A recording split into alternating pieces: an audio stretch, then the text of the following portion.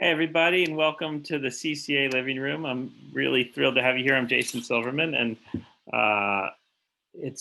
this program was suggested by our board chair, Maria Gale, who read this wonderful New York Times article about the thrill of women in action movies. And so our programming committee did a little search and found this wonderful new film by April Wright, Stuntwomen. And we're really grateful to have this illustrious panel to talk about it. It's going to be a lot of fun, too. So you're going to want to choose speaker view in your top right, so it'll be the best way to follow who's speaking instead of seeing this kind of people bouncing back and forth. And if you have questions, please put them into the Q&A or the chat, and we will get to them. We're going to go about 70 minutes tonight, and we have a bunch of great clips too.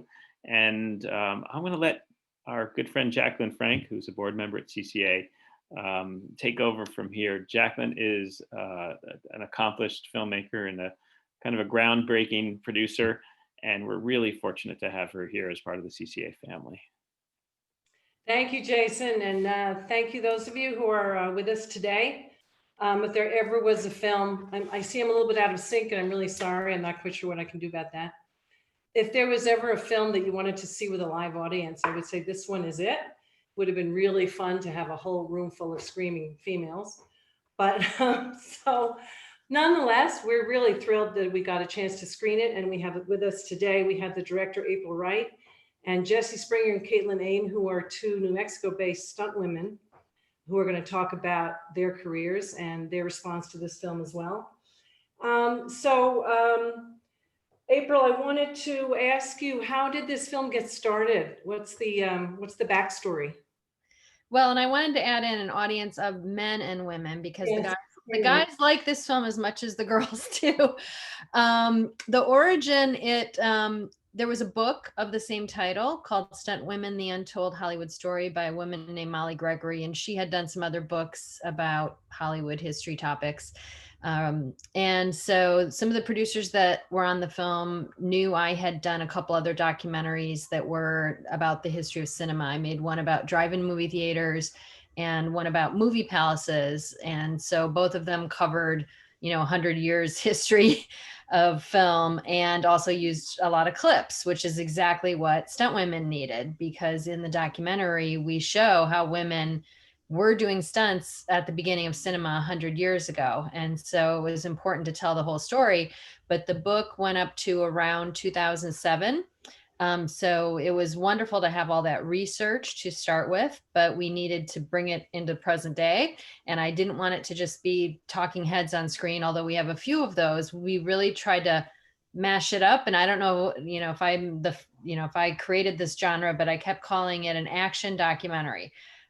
So we wanted to bring it into the present and actually show some of the action and some of what goes into this career.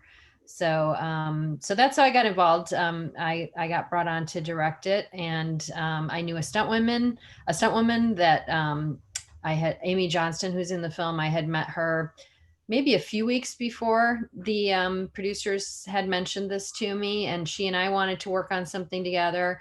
And I had a female cinematographer, Svetlana Svetko, who DP'd Inside Job, which had won the Oscar. So she's very well known for documentary, and she and I wanted to work on something together. So I had some people, that I kind of came with to do the project, and then we got funded. It was all independently made, and here we are today. How long was the whole process? When did you start on it? How long did it all take? It took a couple years altogether. I would say we shot maybe for 6 or 8 months, only because we were dependent on people's schedules and getting access to them and getting access to sets in some cases. And then post-production on documentaries takes a long time to go through all the footage and edit and deal with all the clips and all of that. So yeah, documentaries are not quick. And what for you as the filmmaker, what was your biggest challenge in working on this film, would you say?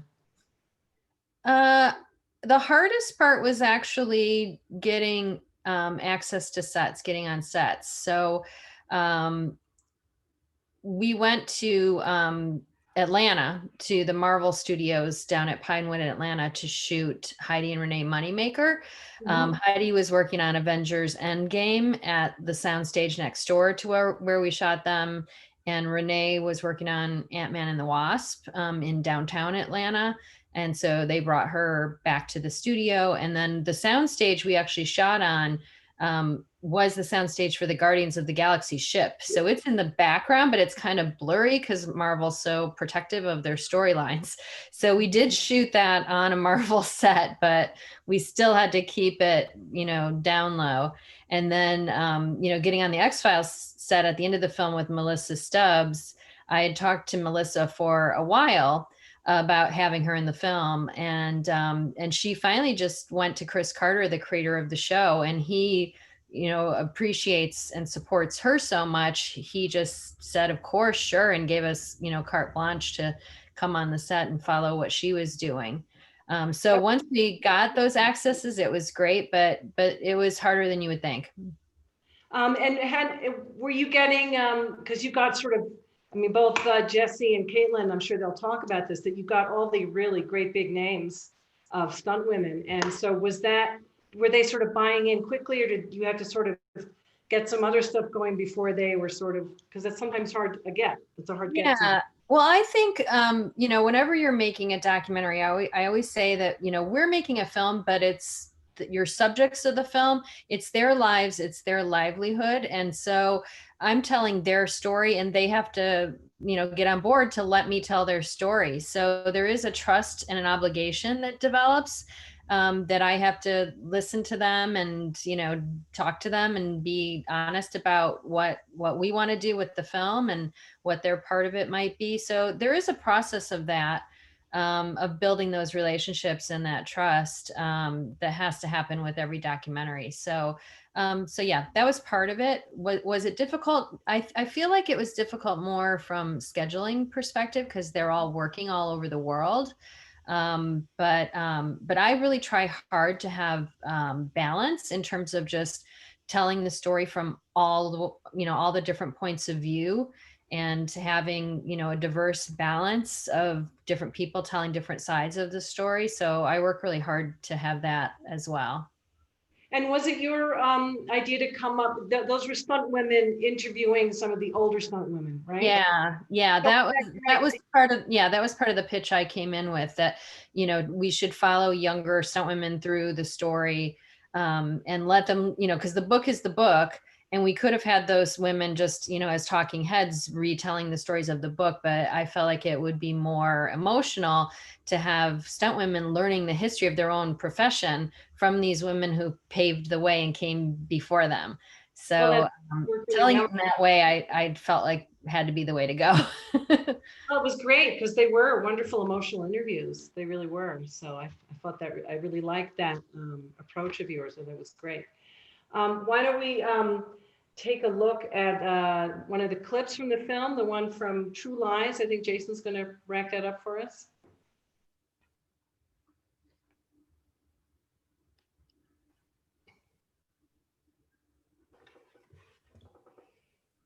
I love performing. I love being able to, maybe it's the same thing where it's kind of an outlet where you feel like just there's an energy inside you that you can just project and create something. And I think that's to say it's kind of a tie between the performance part of it and the blank slate creation of something. The stunt from True Lies is truly a stunt performer's dream come true. We're hovering up there, and I'm just kind of swinging back and forth, and all I hear is constant. So all I can hear is the helicopter with the wind blowing. I finally get down to the limousine. It's going about 50 miles an hour. All of a sudden, it becomes really surreal and dream state, because all I can see is this massive wall of fire and smoke, and I know somewhere after that, I'm taking off. This limo's gone. And then all of a sudden, phew, unreal, because at that moment, I was out there looking at me here and directing myself and telling myself, awesome, all good, beautiful. All these words were coming through my mind, as I was going off into the sun. It's amazing. Amazing. Fantastic. So I'm now going to turn to talk to some of our local stunt women. Jessie, how did you get, you're a New Mexico-based stunt woman, I believe, right? Yeah. And if you could tell us how you got started, how you became a stunt woman? Yeah, so I've been in stunts about, gosh, I think I'm going on 8 years. I grew up in the rodeo world. I rodeoed for about 20, 25 years competitively. I started as a young girl and went all the way into college and college rodeoed. And then I wanted to turn pro and pro rodeo, but I, roped and did breakaway. And unfortunately, until now, there wasn't much money to make in breakaway. So, during all that, I had my daughter. And so I ended up selling my rope horse and buying a dirt bike. But during all that time, I happened to, I got sought out after on Facebook from who's now a friend of mine. And I thought it was a joke. They needed a blonde that could rear up a horse. And I was pregnant at the time, like 4 months. I wasn't showing. And so I was like, yeah, no, I can do it. But I'm pregnant. And, they said, well, no, you can't because of that. So when you're done, if this is something you would want to do, then let us know. And so I ended up meeting who, was the stunt coordinator for a show called Longmire, Chris Howell. He kind of took me under his wing. And, I happened to look like Katie Sackhoff. And, that's kind of where I got my start. And he took me under his wing, and the rest is history. So horses was why I got in, I guess. And so now, what are some of the skills that you have as a stunt woman? What do you list as some of your skills? Obviously horse, horse riding abilities. It's funny. It's what got me in the industry, but I haven't done a ton of horse stuff. I've done a saddle fall and, little things, just riding. But, fight stuff, I'm not Renee Moneymaker, Heidi. Those girls are a whole new level and just insane. So fight stuff, riding, Caitlin and I, we ride dirt bikes all the time together. So, I can ride dirt bikes, but I guess my specialty would be horses. And so, so we're now going to look at a clip of Jessie's to see some of the stuff she's been doing.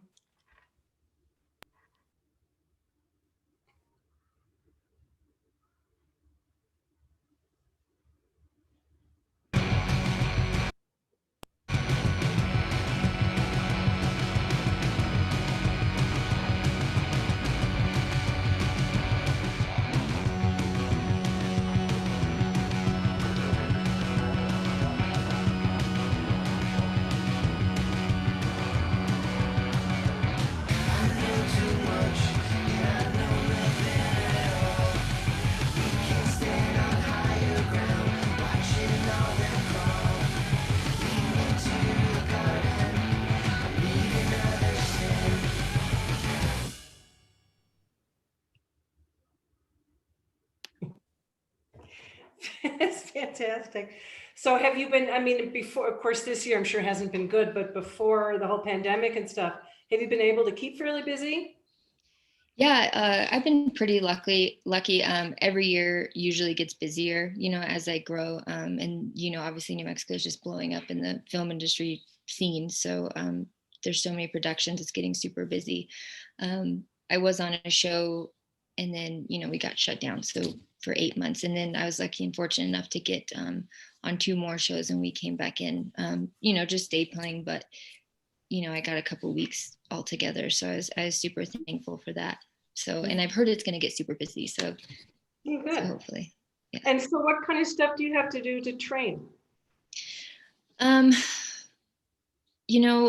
just stay in shape and, work on everything. And, ride my dirt bike and, ride mountain bikes as long as it's not snowing and freezing outside.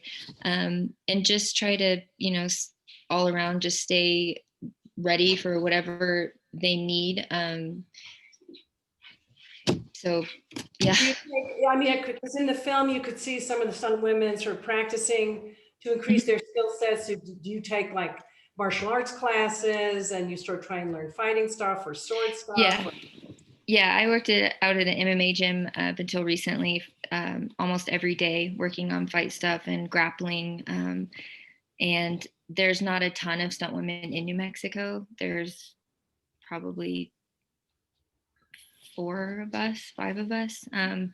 So, we get together when we can. And it's like, April was saying, it's getting everyone together and their schedules together because everyone's working. And so to try and group up and train every day, especially when there's filming going on, is hard. So we just get together when we can, and work on, all the skills we can just to better ourselves and better our skills. Mm-hmm. And do you plan on staying here in New Mexico, or do you have ambitions to sort of be moving over, let's say, the West Coast? No, I like New Mexico. I wouldn't move because there's a small pool of us, a smaller pool. If they need a local hire, our chances of getting hired are better because there's a few of us, not 100 of us. So no, I definitely stay in New Mexico. I have a question here from somebody once, which is towards Jesse and Caitlin. Are you just blessed with an amazing pain tolerance, or do you have a preference for Tylenol or ibuprofen? It sounds really weird, but I like hitting the ground and taking hits. So I guess just from, I grew up as an adrenaline junkie, and, from snowboarding and horses and everything, I've been knocked out probably too many times. When I'm 70, I probably will be lost in the street, not knowing where I am, but I just like taking hits, and I would, Tylenol. So Tylenol and some grit.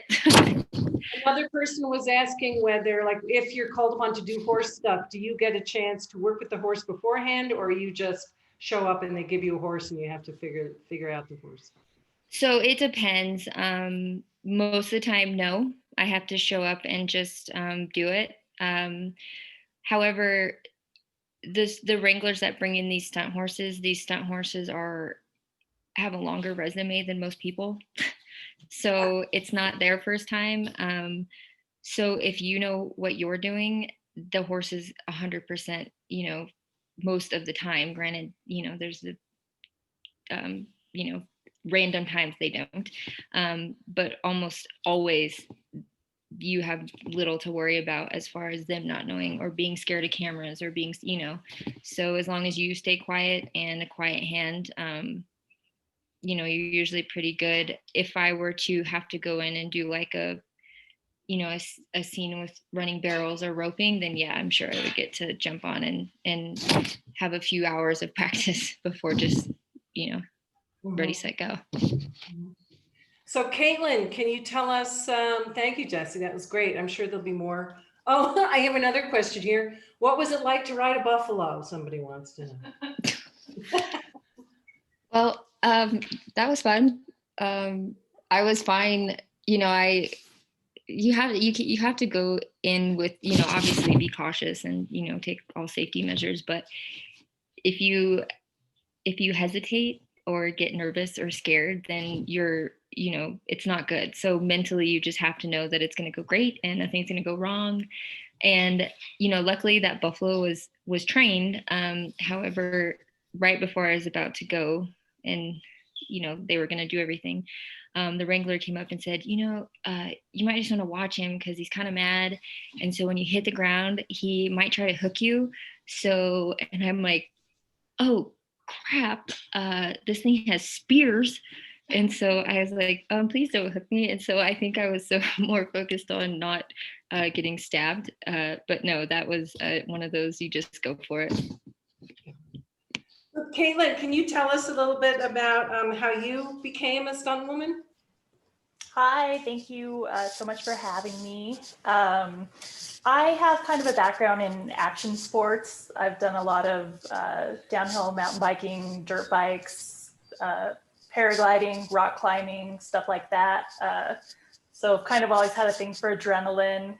And I've been in the movie industry about 5 years altogether. And I'm also a special effect technician and a pyrotechnician. So being on set, a lot of people don't realize how closely we work with the stunt department. We're behind, we build the roll cages for the cars, we build the car flippers, we're behind every explosion, we do the fires, we do all the bullet hits. And before any of those gags see the light of day, before the stunt department gets a hold of them, we have to test them and make sure that they're going to be safe, even for the stunt department. And I was always the first one to volunteer. I'm like, shoot me, or I'll see how close I can get to that fire, without burning up, or how close before the shrapnel hits you. I'll fall down off of that. I was always the first one. So I kind of just happened to be in the right place in the right time on a movie set. And one of my friends was the stunt coordinator, and they had a fight scene and they needed a double for, and I matched her, and he was like, hey, do you want to get tackled by this 6-foot guy on hard ground and you can't wear pads? And I was like, heck yeah, I do. And so it just kind of evolved from there. Now, why couldn't you wear pads? Did they have you in some micro mini skirt or something? Oh yeah, it was the tank top, and it was they mentioned in the movie, even if you are wearing pants, they're so skinny, you can't fit anything in there ever. So you just have to love it. So did you get much, you don't often see a lot of women on the pyro end on sets. So did you have to, like when you would show up, did you get pushback from the guys? I did at first, of course, but I worked with a really good group of guys here in New Mexico. I think I'm one of the only special effects technicians in New Mexico, and they might have been a little wary at first, but and I probably tried extra hard to prove myself, but they accepted me quickly. And like I said, now they're the first ones to be like, Caitlin, you go do it, or go grab that 50-pound sandbag, or go get on that roof. And so it was a little bit at first, but I'm generally accepted now. That's great. Let's take a look at your reel.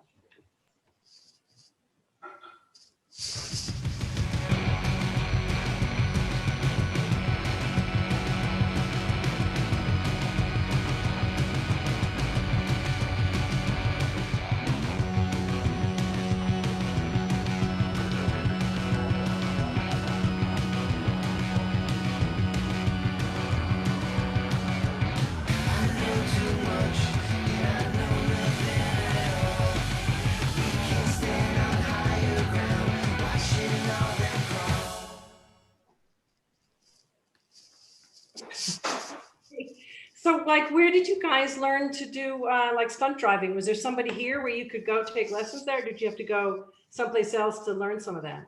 A little bit of both. I've learned from some of the people here. I went to Rick Siemens stunt driving school, which he's featured in your video. And I've also done some Baja off-road truck racing.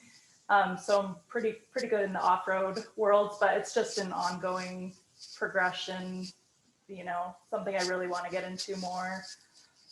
And the question is for both of you. Are both of you hoping to make your way to become a stunt coordinator also? Was that the way some of the women in the film were talking about, they kind of hope they could maybe get there? I don't know. It's so much stress. I've been on the coordinating end of special effects before, and it's really a big job, and you're responsible for people's safety and their lives, and there's so much going on. And also on the coordinating side, you're stuck behind the computer a lot of the times, doing all the business end of it and whatnot. So personally, I don't think I'd want to do that for some. So I don't know if Jesse would. Yeah, I'd have to agree with Caitlin.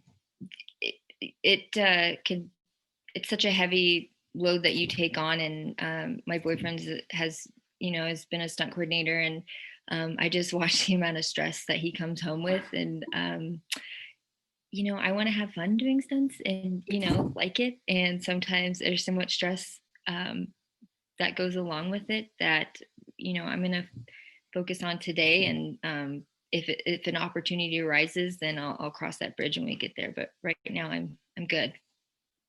Oh, that's great. So April, can you tell us a little about what was the most fun part of the film for you, making the film? Oh, you're on mute. You have to unmute yourself. The best shoot day for me was when we were at Debbie Evans and we shot all the drift car racing with Michelle Rodriguez in the car. That was awesome.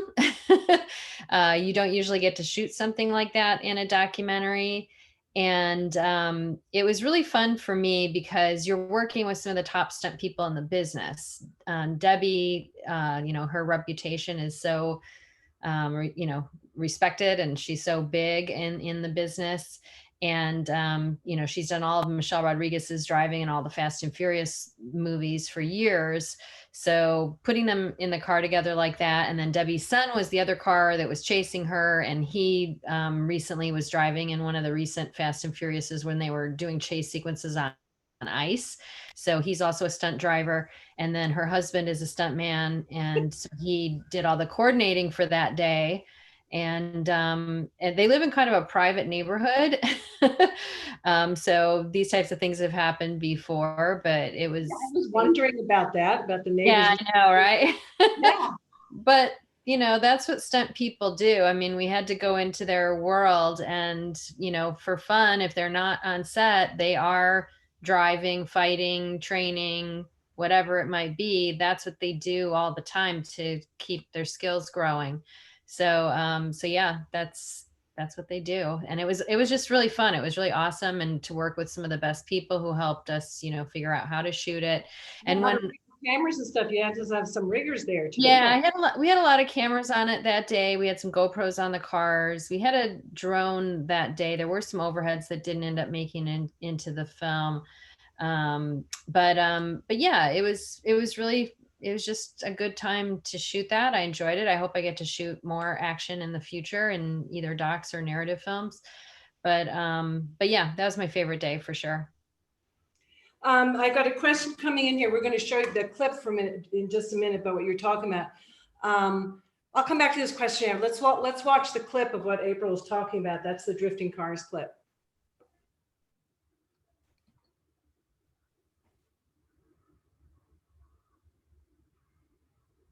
Hey Lane, I need to warm up in the car. Do just a little bit here first. Copy that, have at it, you're clear.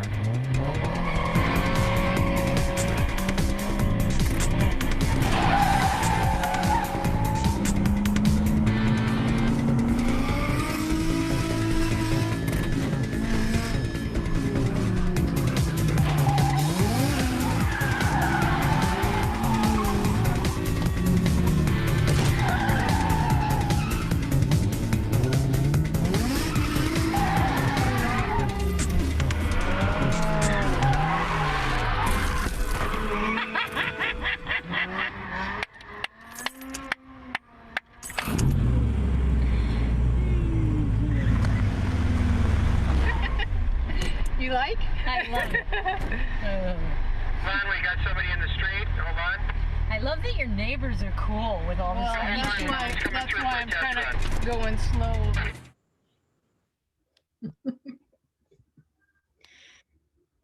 I love that line at the end where she's like, "I'm glad your neighbors are cool with this," and she's like, "Well, that's why I'm going slow." It's great. So there's a couple of interesting questions here. April, can you talk? Here's a question for Jesse and Caitlin. Can you talk about doing stunts in high heels? Caitlin, you want to go first, or?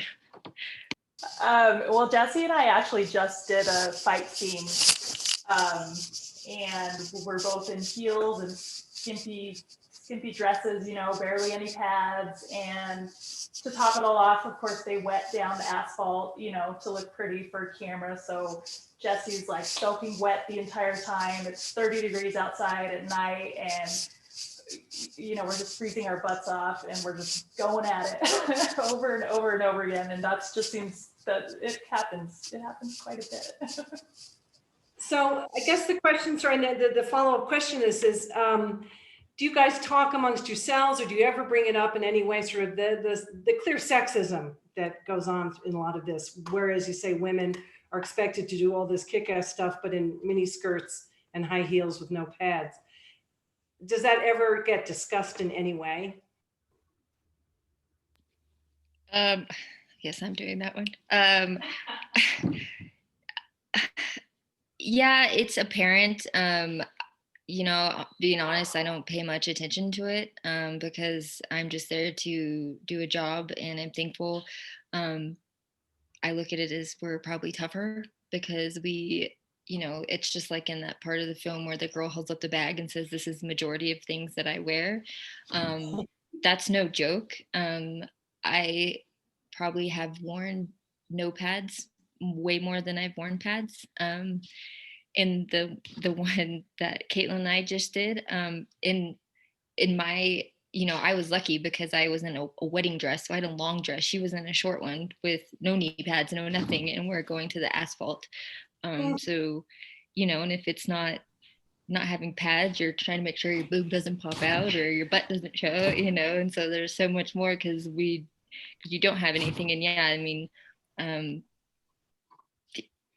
it's just, I don't know. So I don't know if that answers or not answers the question. April, was that something you were talking about with, you know, during the film? Was, you know, they sort of refer to it in terms of the clothing and the. Yeah, well, I mean, I think that's part of what the film wants to show is kind of, you know, we wanted to show how awesome the stunt women were, but also we wanted to go through the history to show what's happened and talk to some of the women that were doing it in the 60s and 70s that were fighting for opportunity to get the stunt jobs and to get the stunt coordinating jobs. And so by going back and starting 100 years and showing that 100 years ago at the beginning of cinema that women were jumping from motorcycles onto moving trains or grabbing not helicopters, they were biplanes back then or whatever, and climbing up ladders and doing all these things without the protective equipment. And there were, you know, many serials where women were doing this. They were franchised. They, you know, the Hazards of Helen had like 140 episodes. And then cut to, you know, years later when it became a business, and then you had men wearing wigs to double women and people, you know, painting, they call it paint downs to represent a different, you know, for white people to double people that have darker skin, other ethnicities. And that became a problem, especially in the 60s. That's where a lot of the groups formed to try to, you know, straighten that out. And it's better today, but a lot of this is still ingrained in the history. And I kind of felt like when I started tackling the topic that even though we're looking at stunt women and this is a, you know, smaller world, it really represents the story of Hollywood overall, how there were more women directing, producing, making films in the beginning. They've gotten shut out. They're trying to fight to come back. It's really the same thing. And so it's systematic. It's just some of the ingrained thoughts and practices and how things have always been done. And, you know, when people get opportunities to do different things, they build their resumes and then they become the go-to people. And that's how a lot of, you know, males have become dominant. And I think people's eyes are open more now to giving opportunity. The ND roles are something that they talk about a little bit in the film, the nondescript. So if there's just people in a crowd scene, people who are cops, who are soldiers or whatever, why can't they be more even in terms of, you know, reflecting the world that we see? And they should be. And that's, you know, there's only so many actresses to double. So, you know, those kind of jobs are what can really keep a career going. And then eventually, you know, coordinating. So I think we're making progress. I think everybody's optimistic, but we didn't want to shy away in the film from showing, you know, what the history has been and how so many of these women just fought through whatever the obstacles might have been for them. And the other, this is a carry-on question from someone. It seems like the stunts and the thrills are getting more and more extreme and insane. And sometimes I feel like it's almost possibly a bit of the influence of video games, where they can create these incredible scenarios and then they try and do that kind of thing, you know, in live action. And so, I mean, I'm wondering, as stunt people, are you finding that there's like more and more pressure to do riskier and crazier stunts? Jesse or Caitlin, are you finding that to be the case? I think they're definitely pushing the bar, but at the same time, safety is the technology behind safety is so much greater now. And also with CGI, you know, a lot of these things just look absolutely insane and they might be done on a green screen. Not to say that there's not insane, crazy stunts being done, but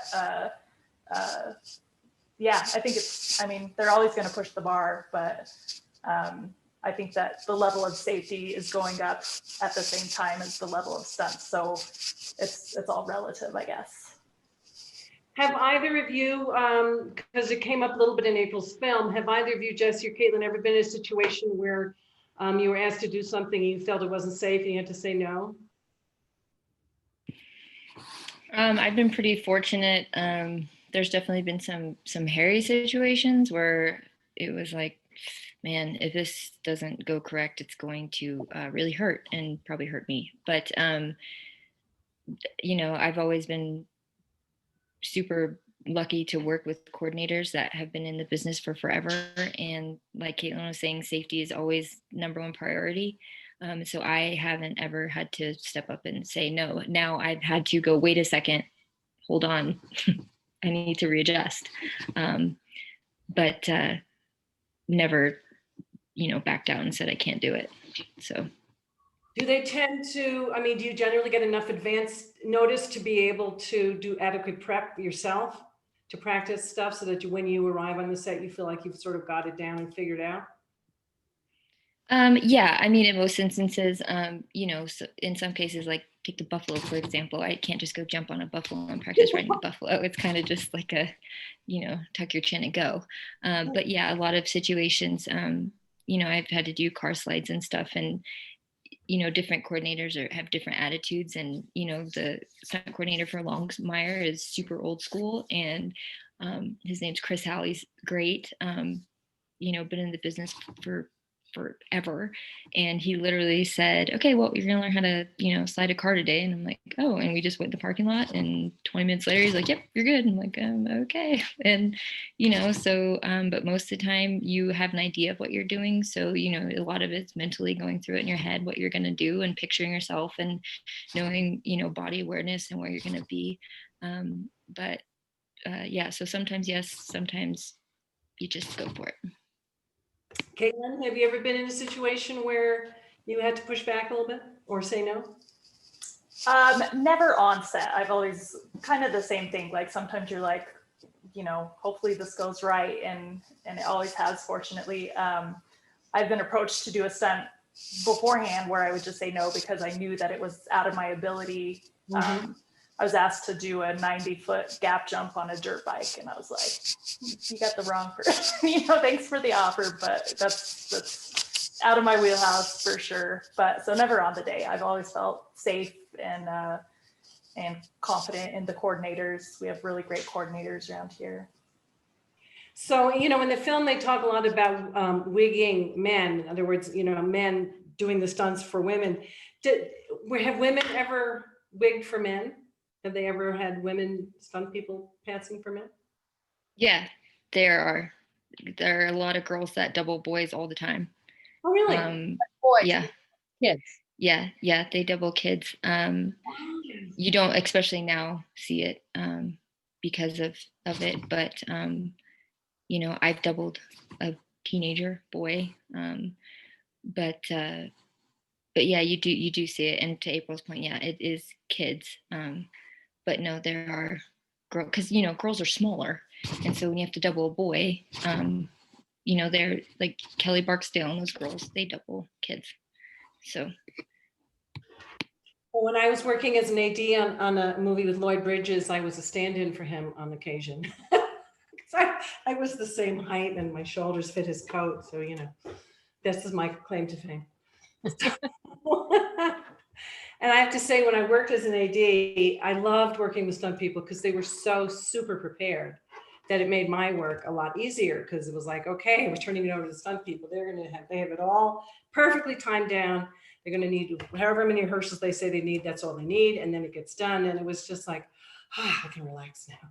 That was my feeling, because I loved all the prep that people showed up with. I thought it was fabulous. So professional. I loved it. So, well, I think that's the thing too. I mean, a lot of people think stunt people are daredevils, but they're really professionals. Many are professional athletes that came out of different sports like you two. And yeah, this is absolutely a profession, and they're absolutely professionals. Like, this is for real. yeah, and my feeling certainly was we all respected them because we knew that they were so professional, that they had done all their homework. And if they said it was going to take this time or they needed that amount of space to do it safely, there was never any question from our side. You know, it was just, they know what they're doing. They're going to tell us what they need and we'll just deliver it, you know. So I really appreciate that scene with Melissa where she was saying, no, got to do this right now. And the way she pushed back to the AD, I thought it was great. I thought it was really great. So, Caitlin, do you have a favorite stunt that you've done? It's actually something I just did recently, and we're still technically on production. We're going to come back after hiatus, so I don't know how much I can really say about it. But it was kind of a big cliff fall, and it wasn't just about the stunt, which was amazing in itself, but the location we were at, it was in a beautiful sacred spot here in New Mexico, and just the whole thing, the rehearsal, it was a bunch of really technical high angle rigging, which you would see a lot in rock climbing and mountain rescue, which is in my wheelhouse. It's something that I'm really comfortable with. So a lot of times, we have such fabulous riggers. You show up and they just clip you in and they're like, you're good to go. But I got to be a part of the entire process, the whole rigging process.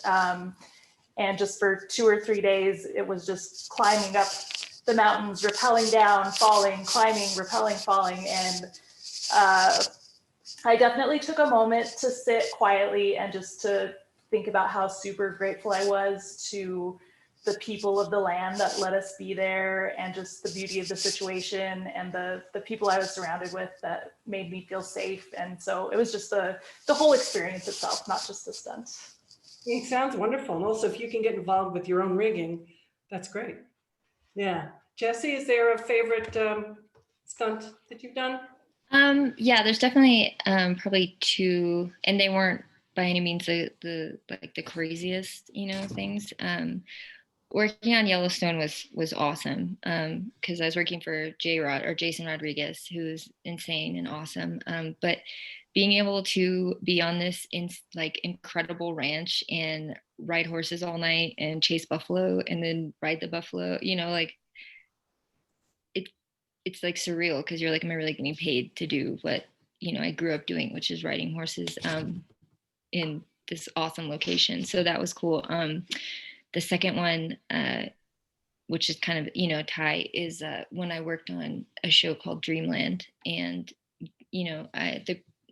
the girl I was doubling, she drove this 20s car, I can't remember, but it was a double clutch and no brakes. And, we're out in the dirt, and it was just so awesome to be able to drive a car like that, until they told me how much it costs. And then I freaked out, because if I wreck this, it's not good. But no, that was, so those 2 were kind of like days I kind of like Caitlin sat back and was like, dang, this is really cool. I'm getting paid to have fun. So when you guys see a movie, that has some really fabulous stunt work by women, like, some of Charlize Theron's stuff, some of the movie stuff, do you watch some of that stuff over and over again to try and figure out what's happening?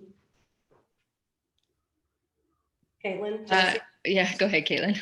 I mean, these ladies, the ladies you have featured in this movie. And also Jessie's being modest. The girl she was doubling in Dreamland was Margot Robbie, so it wasn't just some girl. She's but the ladies you have featured in this movie and the ladies in these huge action movies, they're just on such a level that it's insane. I would love to be able to, watch them and be like, yeah, that's how I'm going to do my next triple backflip or whatever. But, but I love watching them. It's so inspirational.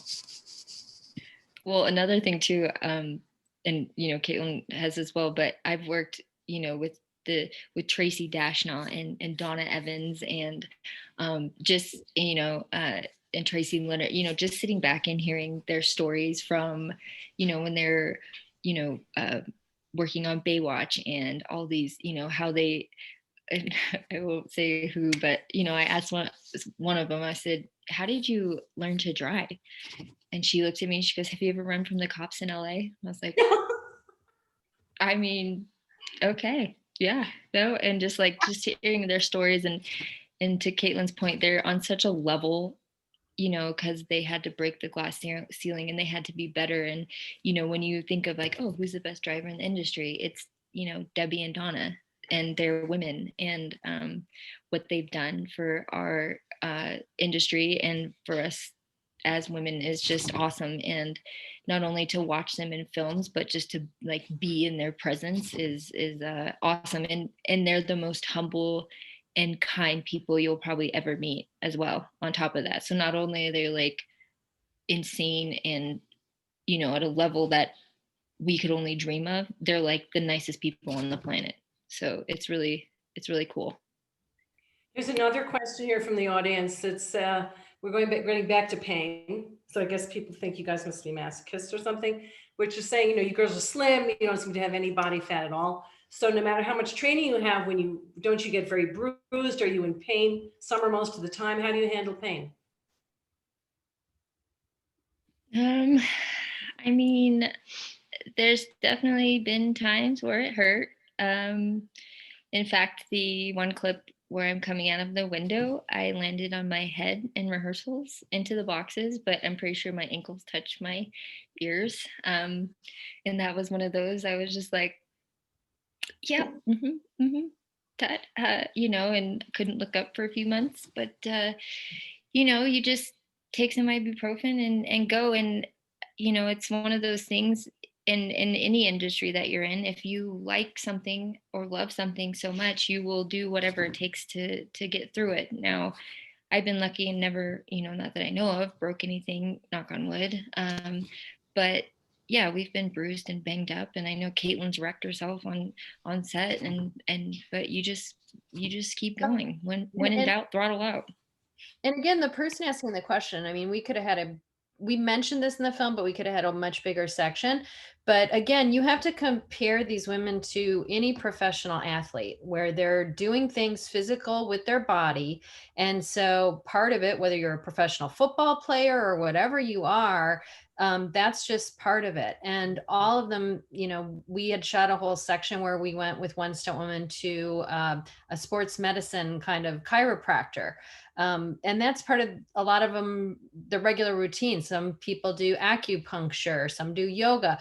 There's just a fitness routine that you do to get yourself in the best shape. And then once you've done something that has caused damage, then there's all the, professionals that they work with or however they overcome that. It's just part of being a professional in a field where it's physical. So, and then, and it's for the men and the women, but like you said, women take a lot more harder hits because of the lack of pads. Padding, yeah. And I mean, to add to her point, like, yeah, we definitely have to stay in shape. And have I, me personally, as well as other girls, has anyone ever been like, oh, you need to, not eat yourself out of a job, or you need to? Yeah, definitely. Have I heard them say that to a guy? No. So, but to April's point, you have to stay in shape. And when you get hurt, you take care of yourself. And I guess, because, the majority of stunt people do come from professional athletes, it's just been a part of our routine so long that it's kind of just second nature, just to take care of ourselves. So I apologize for not mentioning that. I just, it's just kind of what we do on a regular basis, is take care of ourselves. Right. So we're going to just take a quick look at another clip from the film. This is Ayelma, practicing to get something right driving, which was a good example of prep. What makes a good stunt is driving with energy. No tiptoeing, no holding back, no being sheepish. You gotta get in that car. The car's the actor, you're the operator. You gotta bring the drama to the camera. Men typically reckless drive a lot more when they're in their youth, and women don't. They're much better drivers and they're more responsible drivers. So we're breaking them of a lot of bad habits. It's more difficult because they've never done it before. They've never gone and hit curbs in the high school parking lot and, mess stuff up. All right, here we go. It's action green. Ride that slide. This is learning how to get those rear wheels locked up and skidding. It's a combination of e-brake and main brake application. All right, good one. You and the car are partnering up. You're dancing together, and you are dancing with a mechanical beast. See what you got, Lima. All right, let's do it.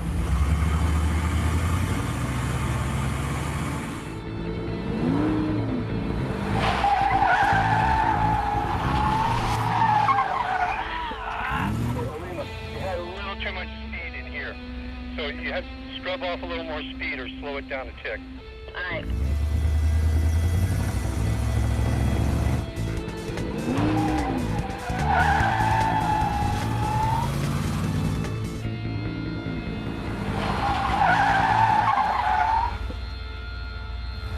Yo, I'm fucking struggling so bad right now. Why am I having such a hard time with this? I don't have that many takes when I'm on set, so I can come here, and since I haven't been able to be in a car for a while, this is good for me. So now, for my next job, I know what I need to be doing to make sure that I can give the director what they want.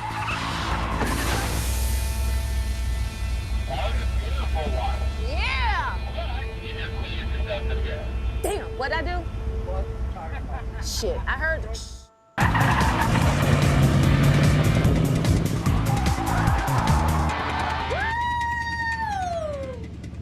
Finally! I've been freaking waiting all day for this! Fuck. Yo! Shit! Yo! It took me 2 hours! Ah! Holy cow! Holy cow! Do you know how hard I had to work for that? Do you know how hard that was? No, I wasn't with you. Damn! Listen, you have good days, you got bad days. I'm so thankful I finally got that last one, because I'm like, I'm not leaving here till I get this last one. Because normally it's not that hard, but it was hard for me today. So it was a struggle, but finally. I just love that. It gives you such a good idea of how much prep is involved. Well, and it shows you there's a lot of swearing in stunts. And we were at Willow Springs Raceway, like the same raceway where they shot Ford versus Ferrari. And it was probably 110 degrees at least that day, probably more. It was probably more like 118. So it was a really interesting day.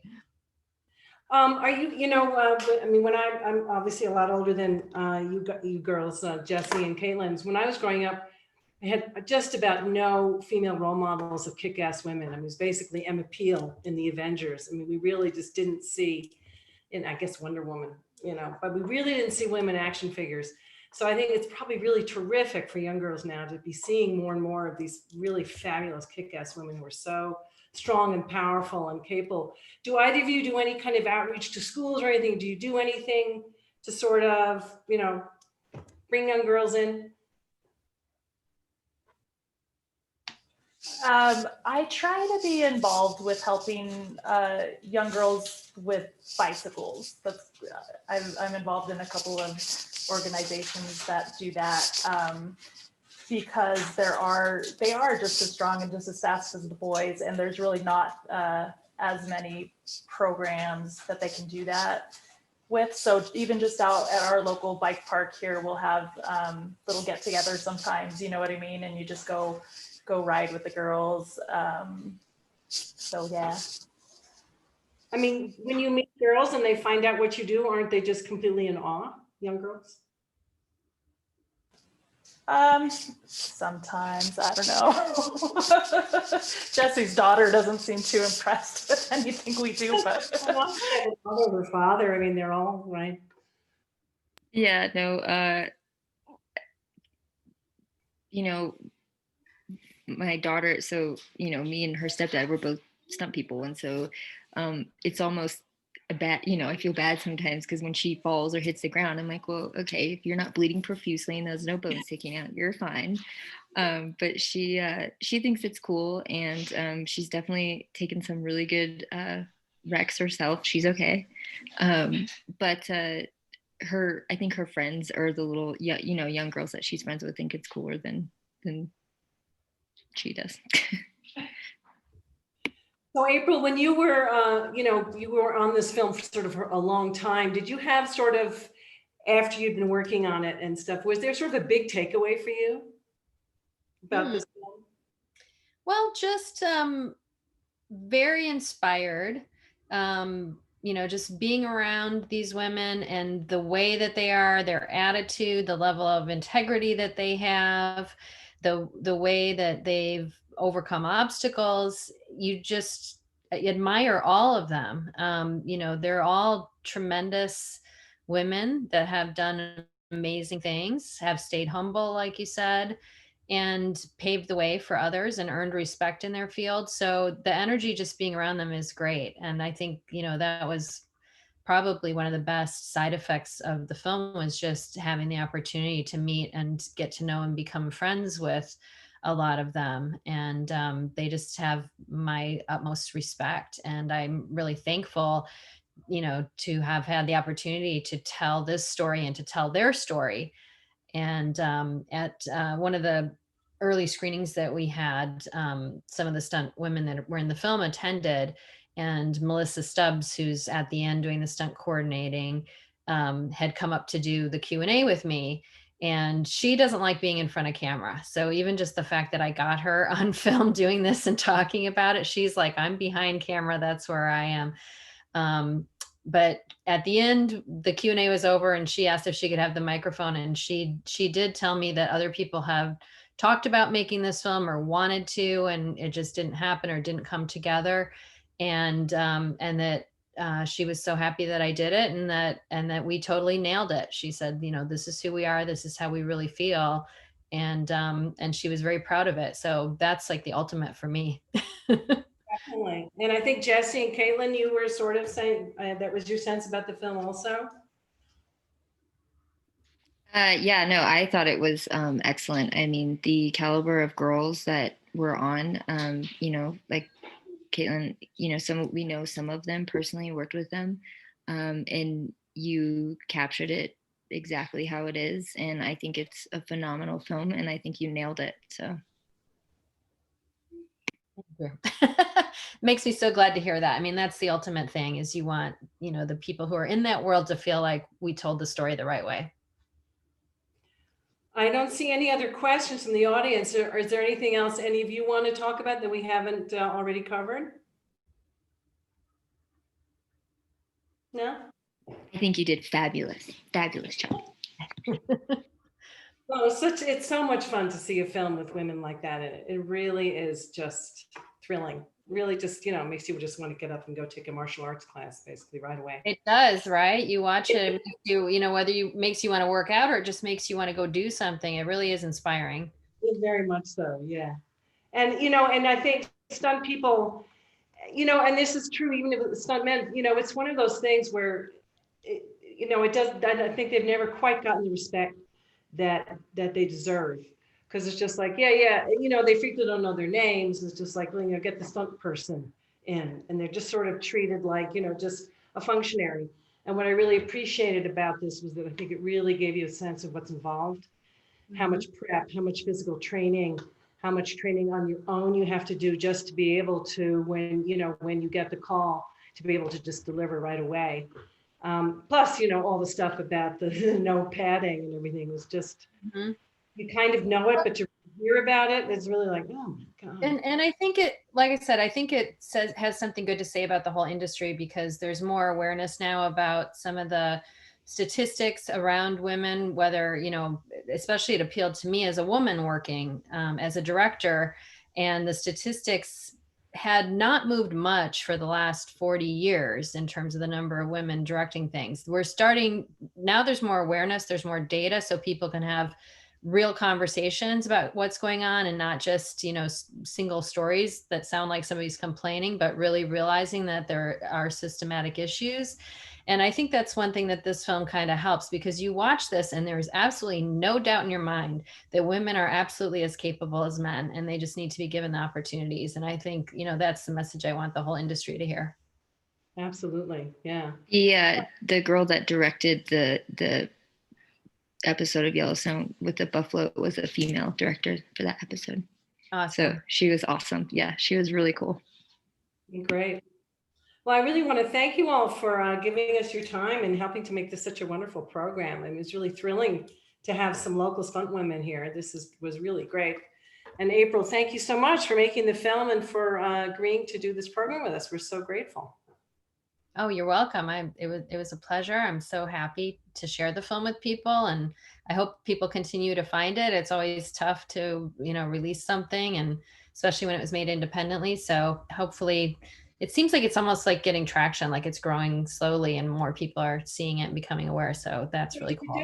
When did it actually come out? Who's distributing it? Shout Factory, and it released in late September.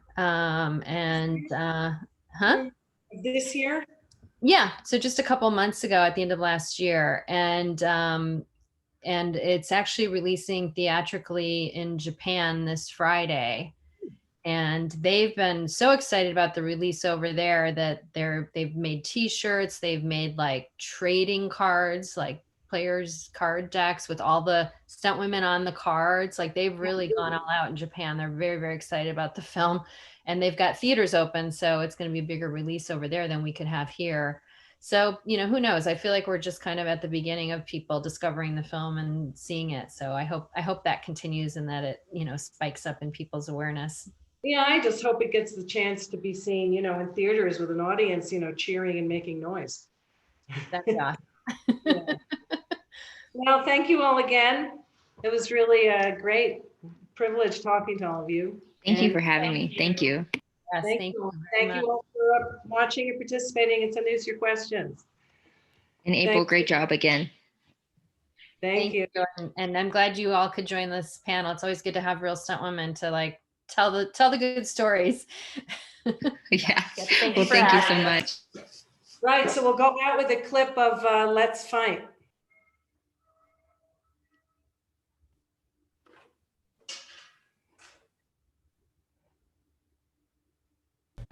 I got to work with Zoe on a film called Reeves. That was the first time I fought her. That was a really great experience for me. Everybody has to know how to fight. I got to do a fight scene with Keanu Reeves on John Wick. We hated to do those girl fights where you had to just pull hair and wrestle around. We hated that. I said, if I'm gonna fight someone, I'm gonna punch them out. Polly Burson, she was an idol of mine. We did a fight. The fight starts up in the dressing room and ends up out the room, down the stairs, the tables, out the breakaway window. Have to be able to do a good barroom fight. And the fight needs to tell a story. We ended up doing a big old fight on Dynasty where Linda Evans was supposedly fighting her evil twin.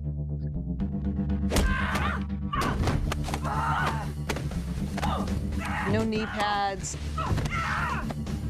I don't think we had elbow pads on.